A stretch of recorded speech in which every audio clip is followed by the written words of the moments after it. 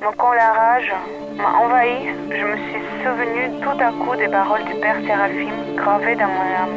Rappelle-toi toute ta vie ce que je te dis. Dans chaque situation, si dure et si difficile qu'elle soit, quoi qu'il arrive, ne désespère jamais et ne murmure pas contre Dieu.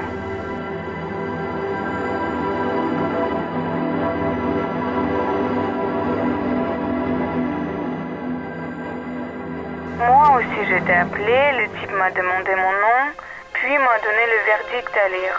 5 ans, c'était ce qu'il était écrit. Mais le limier m'a menacé de m'en donner 25. J'ai répliqué 5 et j'ai répété 5. Merci beaucoup. Très certainement personne d'autre n'aurait dit ça. Hurrah 5. Hurrah. Elle disait dans ses prières nocturnes, « Seigneur, faites que nous devenions pauvres. » C'est comme ça. Ils ont pris tout le monde. Il ne reste plus personne, moi seule. Tout ce dont je me souviens, tous dans l'autre monde. La guerre terminée, les renseignements sur les prisonniers commencent à circuler. Je vais chercher les nouvelles de lui. Nous avons fait la queue pendant 2 semaines. Il me donne l'acte. Exécuté. Ici, rue Soyanka, dans l'église de Saint-Cyril-les-Gens. Après une seule confession, j'ai senti que mon âme lui appartenait et que je ne pouvais plus vivre ma vie sans qu'il me guide. J'aurais voulu être libre, comme toutes les jeunes communistes.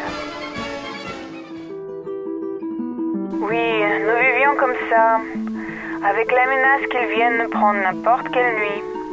Le père Erax avait un heureux caractère. Il était toujours de bonne humeur et rempli d'attention. Vous savez, il est difficile de croire, mais Dieu l'a protégé. Pendant des années, il ne s'est rien passé. Personne n'a remarqué sa présence.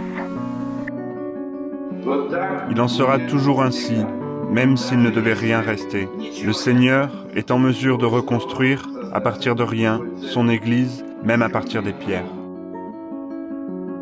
Fiancé de Vera, dont il a été l'unique amour, Nikolai Zinoviev était peintre. Il avait été condamné à la suite d'une fausse dénonciation. Nous étions en 1945, n'est-ce pas?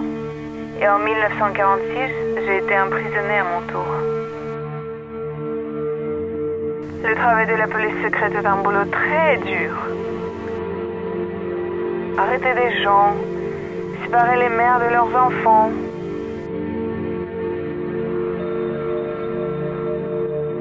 Malgré tout, je suis contente de ma vie. Vivre un amour si sincère est un grand bonheur. Il m'empêchait de dormir. Ces interrogatoires nocturnes étaient un cauchemar, à devenir fou dans le vrai sens du mot. Mais je suis têtue. Quand j'ai décidé, rien ne peut me faire changer. Ni notre panier l'avait arrêté avant moi. Un jour, j'étais assise dans un bureau de la police secrète quand la porte s'est brusquement ouverte. Qui est entré? Ma Ninette. On était déjà en 1954, après la mort de Staline. Or, il libérait tout le monde autour de moi, sauf moi. Je gardais les brebis,